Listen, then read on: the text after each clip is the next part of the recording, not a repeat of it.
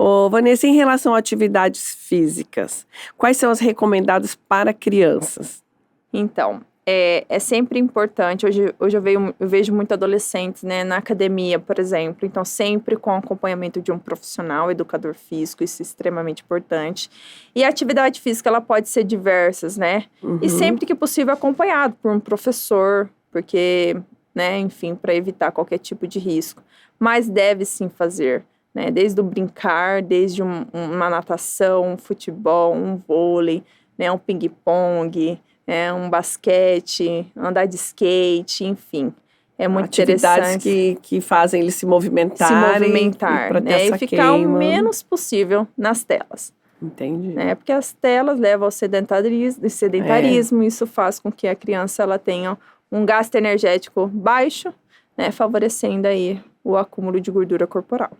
É a criança que come na frente de tablets e celular. Então, acho que você vai pondo a comida. Eu já observei assim, até mesmo, né, em casa, quando o João era menor, a gente fazia isso também, né? Que chega uma hora, eles querem, e a gente acaba, todo pai a gente acaba fazendo isso. E você vê, eu percebi, depois eu fui tirando, porque eu percebi que o que eu dava para ele abria a boca. Ele não sabe, nem sabia o que ele estava comendo, que gosto que tinha. Isso né? porque a criança ela perde a noção do em si, que cor que tem um alimento, que sabor que tem um alimento. É a mesma coisa de quando a gente vai dar comida para criança, maceta tudo e mistura tudo. Isso não é legal. Ah, tá. Né? É diferente quando a gente faz isso enquanto a criança é pequenininha. A gente vai macetar. Mas aí vai amassar algum alimento, em vez de misturar tudo, dá separado. Porque aí ela aprende a diferenciar os alimentos. Olha, o sabor, que a gente dica começa boa. pelo sabor. Né? Então amassa o feijão, dá o feijãozinho, ela vai acostumar com o sabor do feijão, o arroz. Quando a gente mistura tudo, é que nem essas papinhas, a criança não sabe diferenciar. Então, isso leva, né, à seletividade, porque aí a mãe fala assim, mas ele comia quando era criança e agora não come mais. Sim. É por falta de conhecimento. Você vê que um negocinho tão pequeno pode influenciar na alimentação futura. Nossa, verdade. Então. Olha, meu filho, quando era pequeno, até giló, minha funcionária deu pra ele. Eu falei, você é louca, coitado, amargo. Não, deixa ele provar o que é. Mas aí mudou tudo.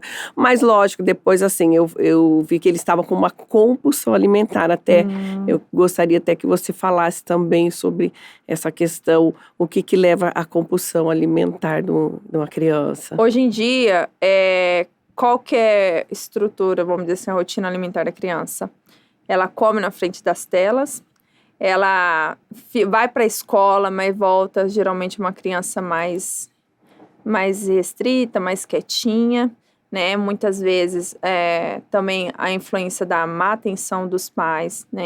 Quando eu falo má atenção, eu não falo em relação a ficar ali em cima. Não, assim, é ter momentos no dia a dia, como por exemplo, se reunir no jantar para conversar com a criança, né? Então, a atenção, isso leva com que a criança ela fique mais ansiosa, né? Então, ela não consegue gastar a energia dela de forma adequada.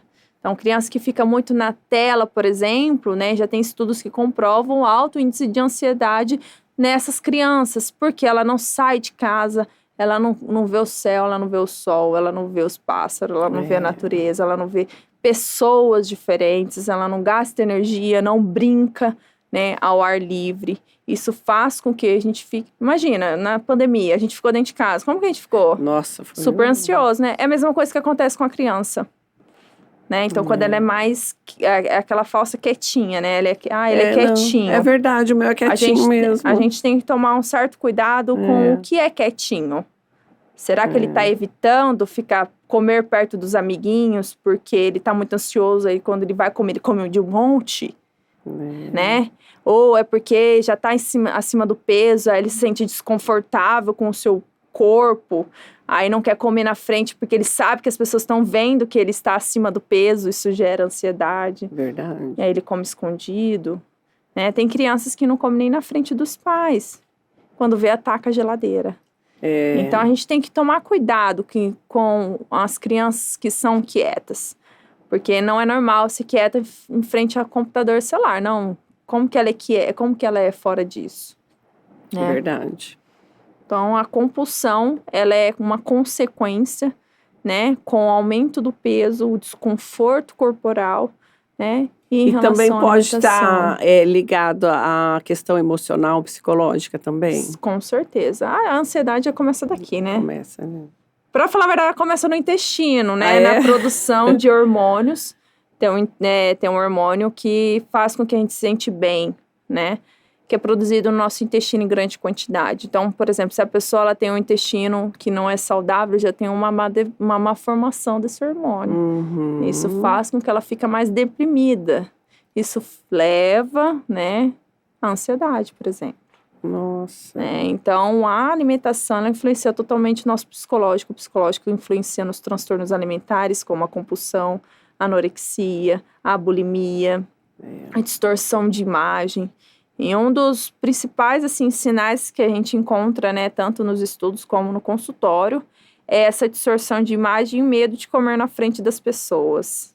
Aí leva ao bullying também, que leva à compulsão alimentar. Então, às vezes a criança nem se sente tão gordinha assim, né, fortinha. Uhum. Mas aí o coleguinha que é magrinho fica comparando, fazendo brincadeira. Isso já é um dos, né, Os fatores que pode que desencadear agravam. aí Entendi. a ansiedade e aí leva à compulsão, né? Este é o canal de cortes oficial do Com Rose Pod. Clica no link aqui embaixo, veja esse episódio completo e se inscreva para não perder nenhum outro episódio, tá bom?